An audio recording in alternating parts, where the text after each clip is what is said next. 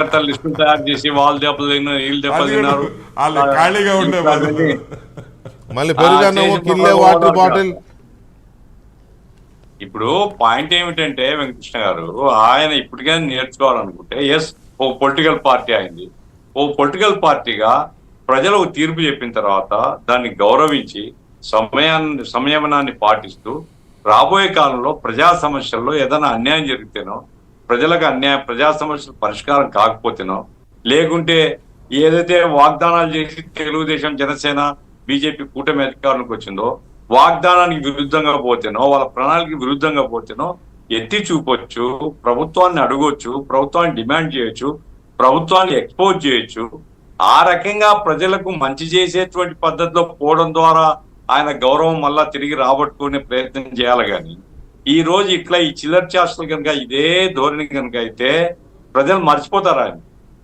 ఆయన ఏమనుకున్నారు నాకు తెలియదు, కానీ ఇట్లా ఇప్పుడు హింసా ప్రవృత్తి, సార్ వెంకటరమణారెడ్డి గారు చెప్పినట్లు హింసా ప్రవృత్తి అనేది ప్రజలు ఒప్పుకోరండి.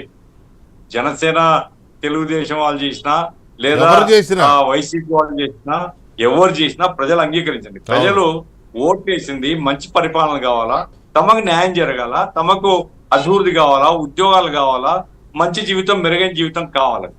5 సంవత్సరాలు ఆయన చేయలే. బటన్ నొక్కుడు కార్యక్రమంతో కొంత ఏదో నేను పంపకం చేసినాను అని చెప్పడం తప్ప మిగతా ఏ సమస్యను కూడా పట్టించుకోలే. ఇప్పుడు వీళ్ళు చేయాల్సింది ఏమిటంటే దాన్ని సరిచేసి ప్రజలకు అభివృద్ధి ఇవ్వడం, ప్రజలకు ఏదైతే వాగ్దానాలు చేస్తారో ఆ వాగ్దానాలు నెరవేర్చడం ద్వారా ఒక మంచి పరిపాలన ఉంది అనిపించుకుంటే ఈ ప్రభుత్వానికి మనగడ ఉంటుంది. ఆ రకంగా ఇప్పుడు ఆయన ప్రతిపక్ష నాయకుడుగానే ఆయన నిలబడాలంటారు. రికగ్నైజ్డా అన్రికగ్నైజ్డా వేరే సంగతి. ప్రతిపక్షంగా, ఎందుకంటే వేరే పార్టీ లేదు కదా, ప్రతిపక్ష పార్టీగా నిలబడాలనుకున్నా కానీ ప్రజా సమస్యల మీద మాట్లాడితే ఆయనకు గౌరవం తప్ప అది కూడా కొంతకాలం ఊరికే ఉండాలి. 5 సంవత్సరాలు పరిపాలన చేసినావు. ఇప్పుడు నువ్వు మాట్లాడితే 48 గంటలు, వారం రోజుల్లో మాట్లాడితే జనం ఉమ్మేస్తారు ముఖం మీద. కాబట్టి కామ్గా ఉండి కొంతకాలం తర్వాత ప్రజలకు అన్యాయం జరుగుతుంటే వాటి మీద రైజ్ చేస్తే అది ఉపయోగం. అట్లాగా మొన్న కూడా ఏమన్నాడు, పోరాటం నా లక్షణం, పోరాడి వచ్చినాను నేను, మళ్ళా పోరాడతాను. ఎవరికి వ్యతిరేకంగా పోరాడతావు? ఏ దాని మీద పోరాడతావు? నాకు అధికారం కావాలని, నాకు కుర్చీ కావాలని పోరాడతావా, లేకుంటే ప్రజల కోసం పోరాడతావా? ప్రజల కోసం పోరాడేవాటి 5 సంవత్సరాలకు ఎందుకు ప్రజల కుంప ముంచినావు? ప్రజలకు అన్యాయంగా ఎందుకు వివరించావు? అరే ఆ టీచర్లు ఏం పాపం చేసినారు, ఆ ఉద్యోగులు ఏం పాపం చేసినారు వాళ్ళను కాదండి. ఒక్క విజయవాడకు ఒక ర్యాలీ పెట్టుకుంటాం, ఏం తప్పు ఉందండి? ప్రశాంతంగా శాంతియుతమైనటువంటి ఒక ప్రదర్శన చేస్తే తప్ప నేరమా? మొత్తం బస్సులు ఏలూరు దగ్గర నుంచి గుంటూరు వరకు ప్రతి బస్సు చెక్ చేయించి అనుమానస్తులను పట్టుకొని తీసుకుని పోయి పోలీస్ స్టేషన్ లో పెట్టినావే. నువ్వు నీకైతే అధికారం ఉంది, ఇంకోరికి ఏం లేదా? అంగన్వాడీ మహిళలు స్వాతంత్రోద్యమంలో బ్రిటిష్ పోలీసుల కంటపడకుండా ఉండడానికి ఉద్యమకారులు మారువేషాలు వెళ్ళేవాళ్ళంట.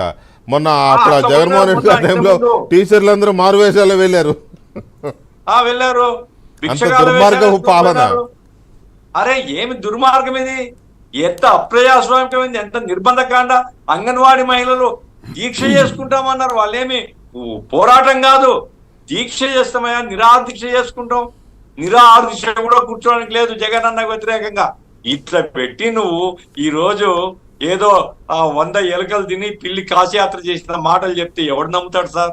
కాబట్టి ఆయన కొంతకాలం వెయిట్ చేయాలి. వెయిట్ చేసిన తర్వాత ప్రభుత్వం విధానాలు తప్పులుంటే డెఫినెట్ గా నీకు రైట్ ఉంది. మాజీ ముఖ్యమంత్రిగా నువ్వు నీ పార్టీ విమర్శించవచ్చు, అసెంబ్లీలో చీల్చి చెండాడొచ్చు ప్రభుత్వాన్ని కానీ మంత్రులను కానీ, తప్పేం లేదు. You have every right. ఇది సీట్లు అనేది ఇష్యూగా ఒక్కడివైనా నువ్వు బ్రహ్మాండంగా మాట్లాడచ్చు. కానీ ఇదేమీ అరాచకం, ఏమీ లేని చోట ప్రజల సమస్య మీద మాట్లాడు. రౌడీజాన్ గురించి తప్ప అసలు ఆ పార్టీ కాదు సార్. వైసీపీ పార్టీలో ఎట్లాంటి మహానుభావులు ఉన్నారో కానీ టాప్ టు బాటం ఉంది. పెత్తనం చేయడము, దౌర్జన్యం చేయడము, అక్రమాలు చేయడము, ఆస్తులు అమ్ముకోవడం, ఆస్తులు లాక్కోవడం, అన్ని చేసి వాళ్ళందరినీ చేరదీసినాడు ఆయన. ఇప్పుడు ఏం మాట్లాడతాడు? ఉంటే కొంతకాలం ఆయనకు మంచిది. రైట్ గఫూర్ గారు, రామకృష్ణ గారు, ఇప్పుడు ఆయన మొన్న మీరు